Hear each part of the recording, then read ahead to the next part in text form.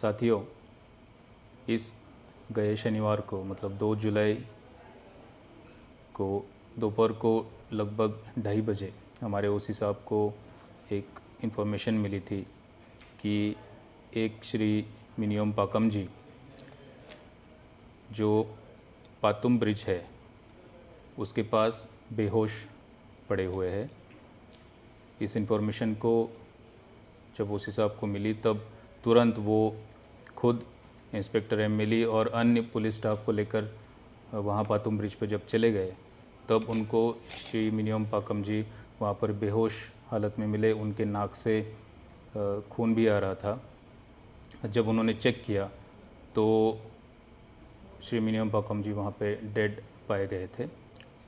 तो मौके की सीरियसनेस को समझते हुए उन्होंने तुरंत वहाँ पे कुछ मारपीट हुई है, क्या हुआ है, तब उनको एक सस्पेक्ट का तामुन केतन का डिस्क्रिप्शन मिला और बिना टाइम गवाए उन्होंने 3 टीम बना के उसको अप्रहेंड करने के लिए वो निकल पड़े। कुछ देर बाद पांकिंग जो विलेज है उसके वेट राइस कल्टीवेशन पानी खेती से उन्होंने इस तामुन केतन को अप्रहेंड कर लिया और उसको वापस रात तक ले आए यहाँ पे। फिर देर रात को जब कंप्लेंट मिली उस कंप्लेंट के बेसिस पे हमने एक FIR number 34 of 2022 under section 302 भी रजिस्टर किया था और बाद में इस तामुन केतन को भी अरेस्ट कर लिया था। उसके दूसरे दिन 2 अन्य अक्यूज जो है कालिंग सिराम और ताती एलियस ओबांग ताबी, इनको भी अरेस्ट कर लिया था।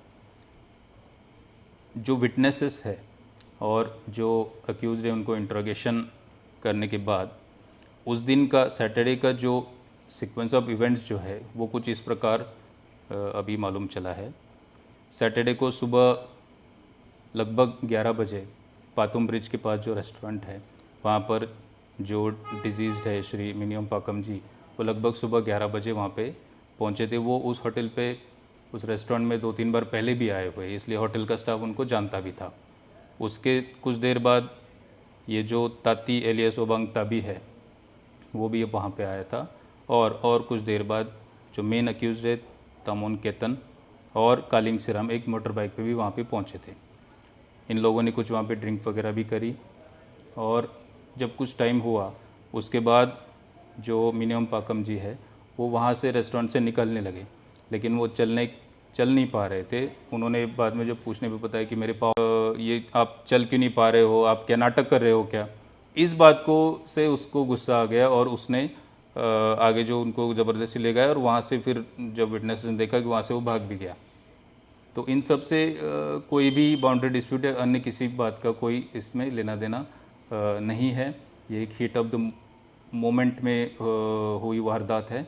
और दूसरी चीज़, लोग अन्य तरीके के कोई कयास ना लगाए, ये मैं सबसे अपील करना चाहूँगा आपके माध्यम से। और आपने जो पहले बात कही कि हमारे ओसी साहब ने और आईओ साहब ने बहुत उसकी सीरियसनेस को तुरंत पहचाना, तुरंत भापा और बिना किसी के आदेश का वेट किए तुरंत वो निकल गए ताकि कुछ ही आवर्स में मेन अक्यूज जो है उसको अप्रहेंड भी कर लिया था।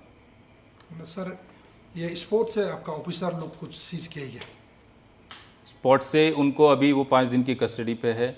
वहाँ पे कुछ छोटे मोटे लकड़ी के डंडे जो सस्पिशियस ऑब्जेक्ट्स है वो भी मिले हैं, तो वो उन्होंने लेके आए हैं, लेकिन इसका और भी हम वेरिफिकेशन करेंगे। सर, जैसे कि आपने बताया ये मेन एक्वेस्ट जो है हैबिचुअल ओफेंडर है। यस। तो सर प्रीवियस जो केस है, जो दूसरा केस में सर रुमगम थाने के है, कौन सा केस में सर उसको बुक किया गया है? रुमगम थाने का ये जो 1/20 केस है ये अंडर सेक्शन 323, 427, 34 मतलब मारपीट का और कुछ सामान का तोड़फोड़ करना, ये केस है। इसको भी चार्जशीट किया है उन्होंने। और रुमगम ही थाने का दूसरा केस है 8/21, ये 427 धारा आईपीसी में है, ये तोड़फोड़ का केस है। तो ये मारपीट करना, तोड़फोड़ करना, लोगों को डराना धमकाना, यही इसका काम है और लोग इससे डरते भी हैं। और ये फिज़िकली भी थोड़ा स्टर्डी है, इसलिए इसके खिलाफ लोग डरते हैं। और सर अभी 3 एक्यूज, जो मेन एक्यूज को छोड़ के 2 को एक्यूज है सर, तीनों को कौन सा सेक्शन में बुक किया गया है? तीनों को अभी फ़िलहाल 302 में ही अरेस्ट किया है हमने। और इनका हर एक का रोल क्या था इसकी और बारीकियों में भी हम जाएंगे। मेन अक्यूज़ की तो कर लिया है, बट बाकी अन्य 2 अक्यूज़ का भी क्या रोल था इनकी बारीकियों में भी हम जाएंगे। सर और दूसरा एक्यूज होने का संभावना है क्या? नहीं, फ़िलहाल हमने जो भी इंट्रोगेशन किया या विटनेसेस का जो भी अकाउंट था, उस दिन उस रेस्टोरेंट में ये 4 ही लोग थे। एक जो डिसीज़्ड है श्री मिनियम पाकम जी, और बाकी जो ये अन्य 3 अक्यूज़्ड है जिनको हमने ऑलरेडी अरेस्ट कर लिया है।